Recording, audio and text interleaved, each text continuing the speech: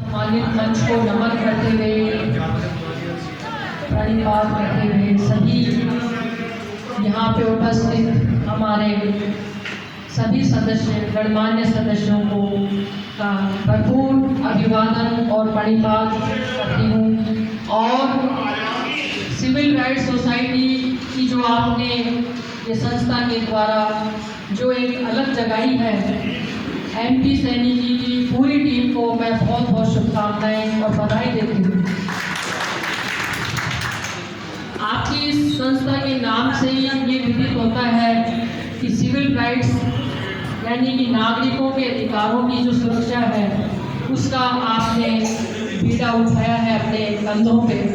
और जो civil rights हैं हमारे इस समय हमारे देश में जो संविधान से प्रदत्त हैं, अगर प्रत्येक नागरिक के अधिकारों की सुरक्षा होती रहे तो हमारे देश का ये जो लोकतंत्र है इसकी सुंदरता बनी रहती है। और जो सोसाइटी जो अपना निस्वार्थ भाव से जो योगदान समाज के उत्थान में आप दे रहे हैं, ये बहुत ही सराहनीय है, बहुत ही वंदनीय है। मैं ज़्यादा कुछ नहीं कहूँगी क्योंकि समय का आप सबको जानने का लग रहा है, लेकिन एक छोटी सी कविता मैं आपको सुनाना चाहूँगी। मैं कोरोना से पहले जब मुझे समय मिलता था, आज का समय नहीं मिल रहा है कि मेरे को एक छोटा सा दे रखा है पार्टी में, लेकिन उससे पहले जब मैं कविताएं बनाया करती थी, जब लिखा करती थी, कोरोना काल में जनरली सभी लोग घर में बैठे कविता या लेख के द्वारा अपना समय बिताते थे। एक छोटी सी कविता मैं आपको सुनाना चाहती हूँ। वैसे त्योहारों का जो हमारा मकसद है वो यही है कि हम एक नवीन चेतना, नवीन उत्साह और नवीन ऊर्जा का निर्माण हमारे मनुष्य जीवन में करें। जब भी त्योहार आते हैं तो मनुष्य उत्साहित होता है और पूरी तैयारी के साथ अपनी पिछली घटनाएं हैं, जो पिछले दुख दर्द है उसको भी भूल जाता है और आगे के जीवन में आकर्षित होता है। यही त्योहारों का सबसे महत्वपूर्ण भूमिका हमारे जीवन में होती है। और त्योहार जो कि हमारे देश को तो कहा ही जाता है कि भारत देश तो त्योहारों का ही देश है, यानी दिन कम है, त्योहार सबसे ज़्यादा होते हैं। सभी धर्म जाति के जो त्यौहार हैं अगर हम उनको मनाने जाते हैं, देखते हैं उनका उत्साह, तो एक अद्भुत आनंद हमारे सामने प्रस्तुत होता है।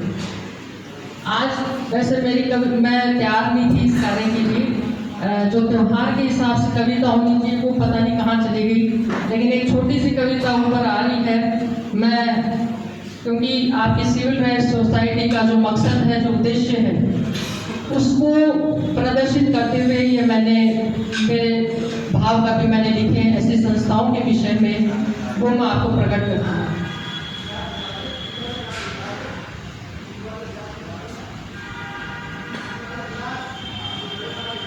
मनुष्य जीवन का जो सार्थक फल है, जब हम अपने कार्यों को करते करते और समाज के लिए और अपने देश के लिए भी जब आगे बढ़ करके काम करते हैं, तो इसी प्रकार की भावनाएं, इसी प्रकार का विश्वास मन में होता है। और एक कवि के रूप में अगर हम कहें कि विचार लो कि मनुष्य हो, विचार लो कि मनुष्य हो, संघर्ष में अटल रहो। विचार लो कि मनुष्य हो, संघर्ष में अटल रहो, जीव पर ऐसे जीव की याद तो करे सभी। जब भी कोई संस्था, जब भी कोई निस्वार्थ भाव से कोई व्यक्ति देश और समाज के लिए कार्य करता है तो वो सराहनीय है और उसका जो संघर्ष है उसको भी हम पूजनीय मानते हैं। विचार लो कि मनुष्य हो, संघर्ष में अटल रहो, जीवों पर ऐसे जीव की याद तो करे सभी। करा न सुकृत्य तो वृथा मरे वृथा जिए, जिया वही जो जिया सबके लिए। यह पशु प्रवृत्ति है कि आप ही आप चरे, यह पशु प्रवृत्ति है कि आप ही आप चरे, वही मनुष्य है कि जो मनुष्यता के लिए जिए। आपकी सिविल राइट्स सोसाइटी जो मनुष्यता के लिए, जो मानवता के हित के लिए जो कार्य, जो योजना, जो भावना रखती है, उसको हम बहुत नमन करते हैं। और उसी दानवीर की कथा सरस्वती बखानती, उसी दानवीर की कथा सरस्वती बखानती, उसी मनुष्य से धरा कृतार्थ भाव मान। तो जियो तो ऐसे जियो की याद तो करे सके। उसी स्नेह भाव की सदा सजीव कीर्ति गूंजती, उसी स्नेह भाव की सदा सजीव कीर्ति गूंजती, और उसी प्रेम भाव को समस्त सृष्टि पूजती। जियो पर ऐसे जियो की याद तो करे सके। वैसे बहुत ही सार्थक कविता है। कभी कोरोना काल में आप जानते हो ऐसे ही टाइम में जब लिखी जाती थी, लेकिन मैं सबसे पहले आप सब